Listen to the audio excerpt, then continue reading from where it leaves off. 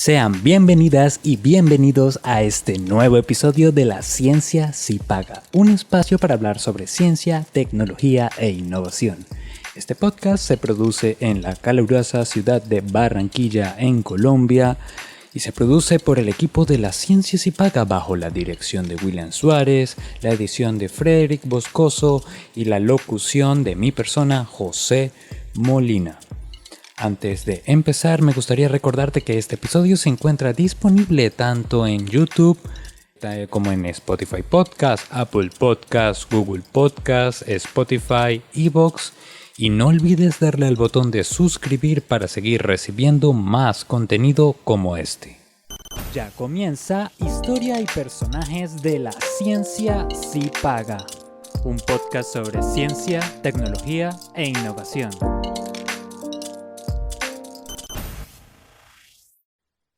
Este episodio de La Ciencia Sí Paga se lo vamos a dedicar a una de las figuras más importantes de la historia de la ciencia, un hombre que fue capaz de descifrar una de las preguntas más importantes en nuestra historia como humanidad. ¿Qué hace que los planetas giren alrededor del Sol?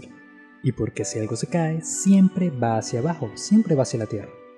Bueno, este capítulo se lo vamos a dedicar a la vida y obra de Isaac Newton, considerado como una de las mentes más brillantes del siglo XVII.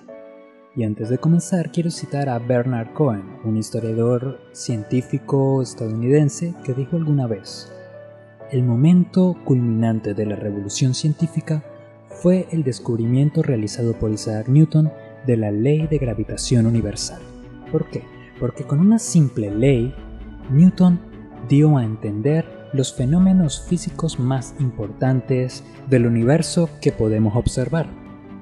Si no estás familiarizado con el perfil de Isaac Newton, te comento que se dedicó a muchísimas cosas, entre las más famosas a la física, a la matemática y la astronomía, pero también a la teología, a la alquimia, a la política y a la vida pública. La historia de Isaac Newton comienza en Lincolnshire, Reino Unido, un 25 de diciembre de 1642. Esto según el calendario juliano, el que se utilizaba en aquellos tiempos. Actualmente diríamos que Isaac Newton nació un 4 de enero de 1643. La familia de Newton era campesina y puritana. Lamentablemente, Newton tuvo una infancia turbulenta. No tuvo la fortuna de conocer a su papá, ya que éste falleció antes de que Newton naciera. Por otro lado, su madre, la señora Hannah Hayscock, no fue quien lo crió, sino más bien fue su abuela.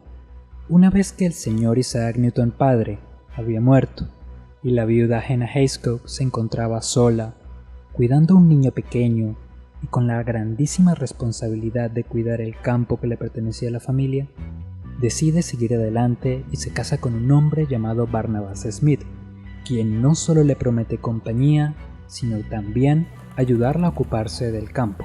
Pero aquí hubo un problema. Este hombre no quería cuidar a otro niño de otro hombre, así que el pequeño Newton fue enviado a casa de su abuela, lo cual causó un dolor muy fuerte en la mente de Newton. El dolor de esta separación se vio reflejado en cartas que Newton le escribiría a su familia años más tarde. La formación académica de Newton comienza cuando éste tiene apenas 12 años. Se inscribe en The King's School en Graham, donde Newton aprende latín, griego, aritmética, geometría y complementa sus estudios religiosos. Cuando cumple los 18 años, Newton decide seguir adelante con su formación académica y se inscribe en la Universidad de Cambridge. Pero Newton se dejaba llevar por una iniciativa autodidacta que lo hacía sumergirse en otros temas, y es por esto que se gradúa de matemáticas como un estudiante mediocre. Fue en esta etapa universitaria donde se familiarizó con los trabajos de Galileo, Kepler, Descartes y muchos otros. Al cumplir los 30 años, trabajó intensamente en problemas relacionados con la óptica y la naturaleza de la luz. Newton demostró que la luz blanca estaba formada por una banda de colores rojo, naranja, amarillo, verde, cian, azul y violeta, que podían separarse de la luz blanca utilizando como herramienta un prisma. Cuando Newton tenía 45 años, ya siendo docente en la Universidad de Cambridge, donde había estudiado y donde se había graduado, Newton estaba en su oficina, recopilando una serie de estudios anteriores para darle forma a lo que se convertiría en la Ley de Gravitación Universal. Esta ley fue importantísima porque unificó muchísimos estudios previos. Antes de Newton se habían hecho un montón de investigaciones acerca del movimiento de los planetas, acerca de los astros, acerca de los ciclos de las estrellas y cómo hay una relación entre todos estos elementos o una especie de atracción que los hacía comportarse de cierta forma. Algunas investigaciones previas en estas áreas fueron las de Descartes, las de Galileo, Copérnico, Domingo de Soto y su amigo Robert Hooke. Y fue de mano de este último, de Robert Hooke, donde vino la primera idea de atracción universal, y esto ocurrió en el año de 1666. Robert Hooke se encontraba de visita en la oficina de Isaac Newton cuando le comparte sus ideas sobre la atracción universal. En este momento, Newton empieza a compartirle investigaciones que había realizado. Y fue por motivación de Robert Hooke y la amistad que había entre estos dos que Newton se animó a publicar lo que se titularía como Principios Matemáticos de la Filosofía Natural, donde no solamente describía la ley de gravitación universal, sino que también estableció las bases de lo que sería la mecánica clásica, mediante las leyes que ahora llevan su nombre, las leyes de Newton. Si no te acuerdas de estas leyes, son la ley de la inercia, la ley de la interacción y la fuerza, y la ley de acción-reacción. Estas investigaciones fueron importantísimas, porque sentaron las bases para comprender cómo se relacionan los cuerpos desde el punto de vista físico. Una de las actividades a las que Newton dedicó mucho tiempo de estudio fue al análisis de la Biblia y la filosofía a través de la teología. Ya que su familia era puritana, él recibió una enseñanza religiosa muy radical desde una edad muy temprana. Pero Isaac Newton no compartía los pensamientos de su familia con la Iglesia romana tradicional. Durante la vida de Newton, la religión era un tema recurrente en la sociedad de la Gran Bretaña. La Iglesia Católica Romana había sido reemplazada por la Iglesia Anglicana durante el reinado de Enrique VII, y este cambio no solo pretendía darle independencia a Gran Bretaña en asuntos religiosos, sino también políticos. Y Newton fue un defensor de la Iglesia Anglicana, incluso cuando el rey Jacobo II quiso convertir a la Universidad de Cambridge en una institución católica.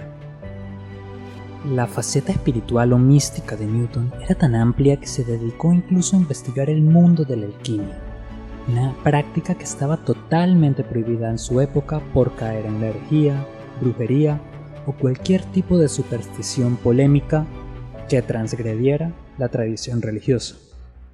La alquimia mezcla los conceptos de la astrología, la astronomía, el espiritualismo, la medicina y la metalúrgica. Newton realizó varias investigaciones en el área de la alquimia bajo el nombre de Jehová Santus Unus, un seudónimo que se había dado a sí mismo y que significa Jehová es el único santo. La relación de Newton con la alquimia era muy importante, ya que éste desconfiaba de la medicina de la época y producía sus propios medicamentos en casa. Al morir, de hecho, se llegó a encontrar cantidades peligrosas de mercurio en su piel, en su cabello y en su ropa, lo cual se dice que pudo intervenir en su muerte. Sin embargo, Newton murió a la edad de 84 años. Los últimos años de vida de Newton se vieron ensombrecidos por la controversia. Habían acusaciones de plagio, de secretos, criptogramas, cartas anónimas y tratados inéditos. Sin embargo, Newton fue respetado durante su vida como ningún otro científico. Se le nombró miembro del Parlamento del Reino de Inglaterra, representando a la Universidad de Cambridge en 2 ocasiones. Fue alcalde y director de la Casa de Moneda, y fue presidente de la Royal Society durante 24 años. A su vejez llegaron serios problemas renales y muchas horas de delirio. Murió la noche del 31 de marzo de 1727 y sus restos fueron ubicados en la abadía de Westminster junto a tantas otras personas importantes de la vida de Inglaterra. Y eso ha sido todo por este episodio. Espero que lo hayas disfrutado, que hayas aprendido, que eso es lo más importante. Por favor, no te olvides de dejar un like, de suscribirte para seguir recibiendo más contenido como este y bueno, apoyarnos a difundir este proyecto. Sin más que decir, muchísimas gracias. Espero que estén pasando una buena velada. La Ciencia Sí Paga llega a ti con el auspicio de la Fundación Miguel Cantillo Matos. Este podcast es un producto de Grupo Lemons, elaborado bajo la dirección de William Suárez y la producción de José Molina y Frederick Boscoso.